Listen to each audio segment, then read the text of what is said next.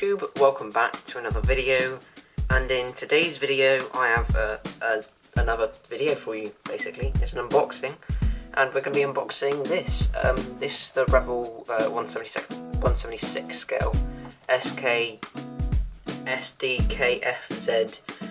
2342 Puma. Pardon about my head shadow, it's just the way I've got my lighting set up.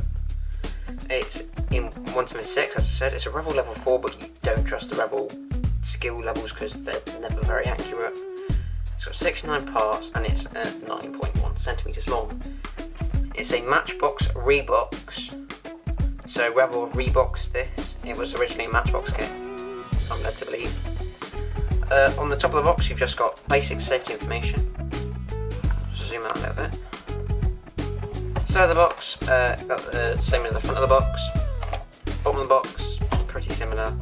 Back of the box, safety information, picture of what the kit's going to look like when it's finished, and of course you've got the paints you'll need for the kit. On the side of the box you've got the same as on the other side of the box. Sorry about all the scratch on the box, that's just where Amazon shipped it to me, but they didn't. They just shipped it out like it was, so I just have to take my home address stuff off. It's quite disappointing that they just Amazon ship it as a box with stickers on it, not the cardboard box. Anyway, let's get into the contents of the box. I'm sure that's what you're hearing, not hear from my rambling about Amazon. Oh yeah, that's everything. So of course you've got instructions, parts, we'll get into those later. The first thing we're going to do is we're going to have a look at instructions. On the first page you've got a picture of what the kit's supposed to look like when it's finished. And there's some safety information at the bottom, and of course the made Revell. I like this because it's in colour. It's got safety information here, sorry about whatever this is. This is my light. I'll just move that out of the way. On here, on the inside of the page, first page, you've got safety information. More safety information. I like this instruction manual because it fits on my camera.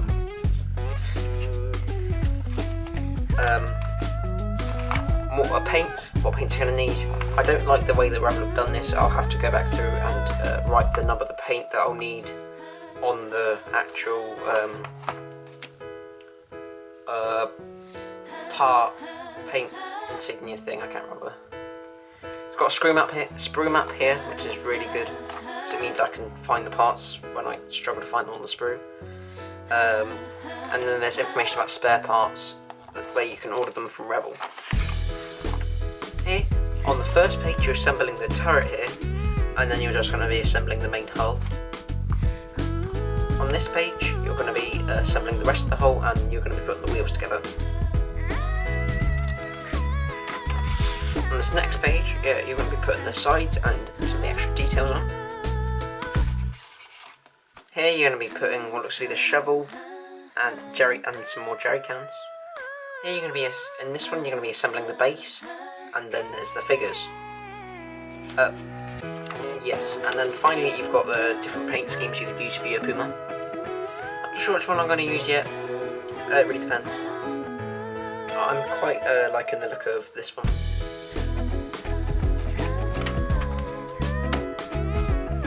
Side note, there may be less videos coming within the next month or two due to me taking some exams at school, so I'm mainly focusing on them instead of the channel, but I will try and upload something.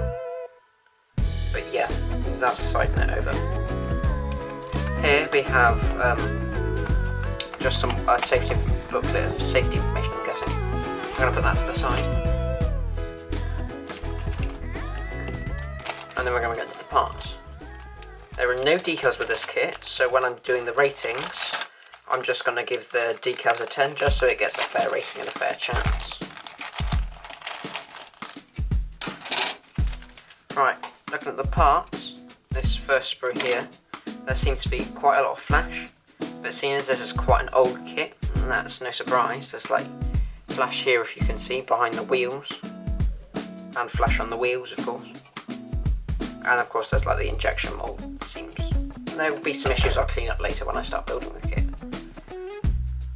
Here you've got the main hull of the tank, and of course you've got all the wheels and all the extra details and stuff, like the hatches and the turret, and of course the most important part of the kit, the lamppost.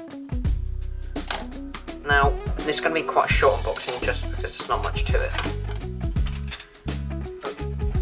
For my ratings, I'm going to give the box art, well the box in general, for the box art I'm going to give it 9 out of 10 purely because, like usual, I don't really like the computer generated box art. For the decals, as there are none, I'm just going to give it a 10 out of 10 just to make the ratings fair. I may give it less on the decals if the kit reflects badly or if it comes first because it has good decals. For the instructions, I'm going to have to give it an 8 out of 10. Although they're in colour and they've got loads of safety information, it's just the way that Revell label how to paint the tank with the colours. I just don't like it, and it makes it really difficult. Like for example, I've got some the Messerschmitt instructions here. The build video for this will be coming at some point soon, just waiting for parts from my airbrush to arrive. Yeah, as you can see, it's got the colours, these G, instead of telling me just writing a number down, which would make it a whole lot easier for me. Parts, I'm going to give 7 out of 10, because there's actually quite a lot of flash, and I didn't mention this earlier, but the figures look a little bit thick. But I'm still going to use them because it's going to be quite interesting for the base. And finally, I want to thank you all very much for watching. I really do hope you've enjoyed this video, and I'll be seeing you all in the next one. Goodbye.